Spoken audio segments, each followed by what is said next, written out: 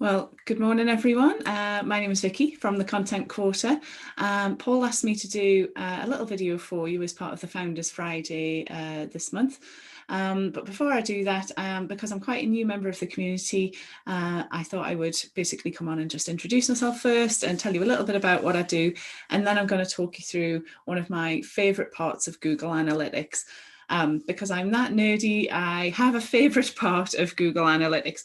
So I, as I mentioned earlier, my name is Vicky. I run 3 businesses. I'm a bit of an entrepreneur, and but I'm here today to talk about my second business, which is the Content Quarter, which is why I joined the group. Content Quarter is, I do a lot of content creation. I look after your online presence. I help small businesses grow by great online content, by coaching you on your online content. I also do a bit of business coaching and mentoring and kind of mindset as part of that. I've basically got 10 years of kind of experience and knowledge as a self-employed person myself to pass on to everyone, and I'm really quite passionate about passing that on and making a difference in other people's businesses. So here today I'm going to obviously digital marketing is quite a huge subject, but I wanted to talk to you about Google Analytics because I think a lot of people kind of fall into the thing of they have a website and they do nothing with it. A lot of people kind of come to me and say, and I mentioned this in my latest podcast, they'll say, "Oh, Vicky, my website's just doing nothing," or I'm not getting the inquiries or the sales through that I used to, and things like that. And most of the time it's because they're not doing anything with it. But once you do kind of start to make changes on your website and kind of put the work into it, basically, you need some way of measuring that. So Google Analytics is an excellent tool to do that. So say, for example, you've got a particular goal in mind. Say if you want to increase the amount of inquiries that come through your website by 20% or 50%, whatever it might be, or maybe you want to start kind of engaging with people more, so you might write some blogs or things. There's all sorts of things you can do on your website. So whatever your goal is, I think it's very interesting to sort of keep track of Google Analytics. And I have the app on my phone because I'm not that much of a geek. I have the app on my phone and I enjoy looking at the little graphs and things to see what I've done. I tend to look at mine every sort of couple of weeks or so, something like that. And if anything's changed, if things gone up or down, it's interesting to see where that's come from as a result. So say if I've created a particular blog and maybe kind of put that on my socials or that sort of thing, I love to kind of go back on there and see what sort of difference it's made. There are it's kind of inbuilt kind of analytics into your website a lot of the time, so if you have your website with Wix or Squarespace, whatever it is, then they have their own analytics in built into it, but it's just not as in depth as Google Analytics. And I think this can really kind of show you so much more. One of the things that I find most interesting, and the thing I wanted to show you today, is my absolute favorite part of Google Analytics. And I know you're probably thinking, a favorite part of Google Analytics, Vicky, but no, seriously, it is, because I just think it's so interesting. So I'm going to quickly sort of share my screen with you. There we go. So we're on Google Analytics here. Now this is, I'm actually using my figures from my first business, which is, I'm a wedding florist as well. So I've run Floral Quarter for almost 10 years now. It'll be 10-year anniversary in January. Where has the time gone? So this has got more statistics, and you'll be able to see more because the content quarter is much newer. You're not going to be able to see much more. So this site's great for sort of showing you more in-depth analytics for the purposes of this video. So if you're not already set up on Google Analytics, I definitely would recommend doing that. So it can be, you know, if you're not a technically minded person, it can be a little tricky to get set up, but if I managed fine, then I'm sure you can too. So this is what you see when you first log in. It has a you know, like a dashboard, which is it gives you sort of some basic figures in different sort of widgets here. So straight away, this is in the last 7 days, so I can see that my users have gone down considerably. So I'm going to go away and think, you know, why could that be? Is there something I've introduced, or is it a seasonal thing? How does it compare sort of year on year? And it naturally figures with that the sessions have sort of gone down as well. You'll notice that the users in the sessions are different. They always are, because you might have sort of one user coming back multiple times, so that counts as 2 sessions. One thing I am pleased about is that the bounce rate has gone down a little bit as well. To be honest, that's still too high for me. I think, you know, something anywhere between sort of 30–40% is good. You're never going to get a 0% bounce rate. And just to explain what bounce rate is for those that don't know, bounce rate is when you somebody goes onto your site, just views one page and then clicks off again. So they're not spending much time on your site, kind of looking around and getting interested in your work and things like that. So yeah, you're always going to get some that click on and bounce off. You know, maybe they're just looking for an email address on your homepage and they find it and they don't need to look around on your site, or, you know, maybe there are competitors looking at your site, or, you know, something like that. So it's never going to be 0. So I would say, you know, something between 30–40% is healthy. So I'm going to look at how I can get that down. Everyone's session duration is different. To be fair, everyone's figures is different for every business, so it's not to say that, you know, that session duration is bad. I think you've just got to look at what works well for you, what's right for you. You know, ideally I would double that probably. So I'm going to go away and look at how I can keep people on my site for a bit longer. My main aim of this particular website is to get people to fill in the online inquiry form, because then I can reply to them and we can arrange a wedding consultation, and, you know, then that'll hopefully result in a booking. So, you know, quite often actually I send, you know, if somebody inquires with me through say an Instagram DM or something like that, I will just send them the link to the inquiry form on the website. So that's, you know, partly pushes the bounce rate up, but that's fine. That's accounted for. That's fine.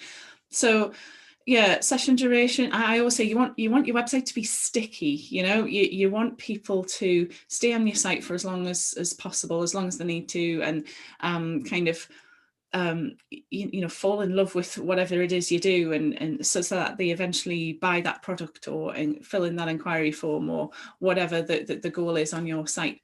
So I'm going to go further down the page. I've rabbited on about that enough. It's also got, it comes up with some interesting little reports down the line as well. Looks how your users are trending over time, what country they're in, what device they use as well, which is handy. And also, you know, what pages the users visit. Well, this particular thing here is a blog, this Wedding Flowers Northumberland, and it's kind of it's always been popular. It really has. You can set up goals as well. Goals are if you have any sort of digital marketing campaign or ideas or strategy, then I think it's great to set up goals. So a particular goal on my website, you know, I want people to visit more than one page, for example. I want people to fill in the inquiry form. You know, there's all sorts of things you can do. So, you know, it's great for you to be able to measure that with a goal. So my favorite part, though, is the behaviour flow. So if you go along the left hand side here, you've got your menu, you click into behaviour and you will see behaviour flow. Now that's not available on the app. You have to go onto a desktop to view that, and you'll understand when you see.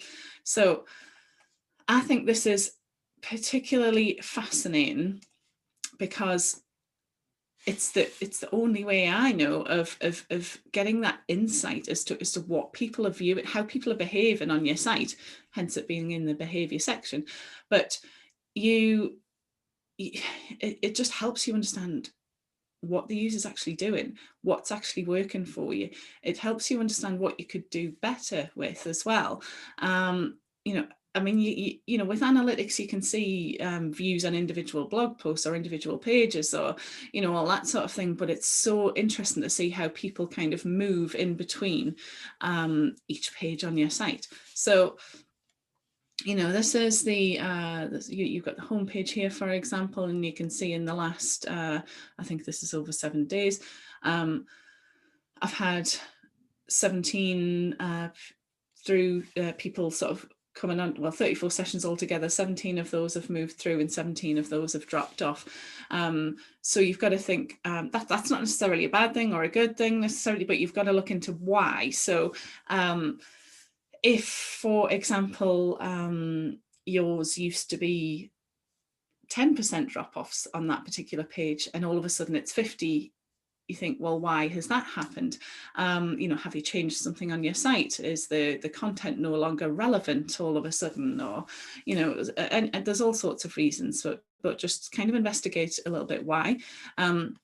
It could be that that's normal for you. You know, perhaps a lot of people just go on there to find your email address or to click on that inquiry form or whatever it might be, and they don't need to go anywhere else on your site. For me, I want people to stay on my site as long as possible and kind of fall in love with what I do. So it's basically I don't want that drop off, you know. So you can see here, so 17 people have gone through, but where have those 17 people gone? You know, a lot of people they've gone through to this wedding blog that I mentioned before. So that was a sort of rustic wedding flowers blog in Northumberland. It's always been quite popular because I think it's quite a popular sort of style. So that's 9 people have gone through there. You know, 3 of those have gone through to the About Me page. So that's quite interesting because it shows that page is worthwhile. That's what people want to know about. So, you know, put the effort into that page. You know, create some nice pictures of yourself, as uncomfortable as you might be in the camera. You know, you need to kind of create a comprehensive About Me page, something that is on brand, something that tells people who you are, what you do, what you're all about, because people do want to know. And then one of those has gone through to the inquiry form. So that's really interesting for me to see. You can even highlight, you know, if you want to see just one particular flow. So it goes even further than there, you know. So they've gone through to this Wedding Flowers Northumberland blog, for example, but where have they gone from there? They've gone through to the Wedding Flower inquiry form. Well, you know, 2 of them have anyway, so that's fantastic. It shows that that's working, but it also tells me that maybe I could do a little bit better. You know, those wedding flowers on there are very sort of popular. It's a very popular blog. So why is a small percentage of those 9 kind of going through? You know, is it perhaps that I don't direct people enough? You know, maybe I should make more of an obvious button at the top of the blog to say, do you like these? Then click on the inquiry form. So yeah, it also goes through to there's people viewing a particular page on my gallery and things like that. You know, so I just think it's fascinating to see how people kind of move through your site. It also I'm going to highlight that part too. So, you know, this is if they've landed on a certain page, such as that Wedding Flowers Northumberland blog that I mentioned, where do they also go from there? So, you know, some people have visited, let's see, there's 8 sessions here, and 4 of those have gone through to the About Us page. You know, some of them have gone to a bit of the gallery, and four more, there's too many pages there to count, so Google sort of truncates that. But yeah, so if you want to investigate, you know, say if you've created a particular blog or a piece of content or whatever it might be on your website, and you want to kind of see how that's working, then you can kind of measure that. You know, you can see who's landed on what. So this particular one, this is always quite popular. The workshops page, that gets found quite well on Google. And yeah, so there's various pages along there, but I just think it's such an interesting thing. I'm going to stop sharing the screen now. So yeah, it's such an interesting thing to look into. How do you get into the mind of your customers and people who are viewing your site? And that is a fantastic way. You know, I said on my recent podcast, actually, you know, always treat your website like you would your house. And, you know, if you invited someone over for dinner, for example, you wouldn't kind of just leave them standing, would you, at the front door? You wouldn't have like no front door and expect them to wonder how to get into your site, you know. You would have like an attractive front door, or at least one with your number on it, so they knew where to come.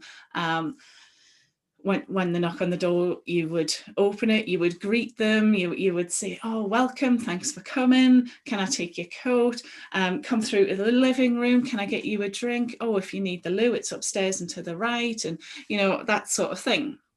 So you would direct them around, and you do that so that it makes them feel kind of welcome, and it gives them a good impression of you and your house. And your website's the same, so you should always kind of just lead people around. You need to keep people on your site, keep it sticky. I have, for example, you know, I mentioned the main focus of that site was the inquiry form, so I have at least 3 points on the homepage that basically tells you that. You know, at the top it says there's a big button that says inquiry form, there's something further down, there's an image further down that you can click on there, so it's there all the way through. And you know, even if they did go through to something else, say if they clicked onto the gallery first, there are buttons on each gallery that say, do you want to go back to the main menu? Great. Or do you like these flowers and you want to inquire? Here's a button to do so. So it's so nice and easy. It keeps people sort of flowing through your website, keeps them on your website for longer. You know, I think, you know, the longer people are kind of on your site as well, the more they're going to remember you, the more they're going to get a good impression of you, because if they don't like your site, they're not going to spend that long on it, really. So keep them on your site for as long as you can, or as long as is relevant for your business, and just kind of measure what you're doing. So blogs are a fantastic way, for example, of keeping people on your site for longer, and also a great way of getting found on Google search engines, or, you know, disclaimer, other search engines are available, but you know, 90% of the internet users in the world have access to Google, so that's the one I always mention. So yeah, you you know, if use blogs, use you know, plenty of words, images, keep it interesting, keep people flowing through your site. But I also have in there, in my blogs on that particular site as well, the inquiry form, a link to the inquiry form, because that's my main focus.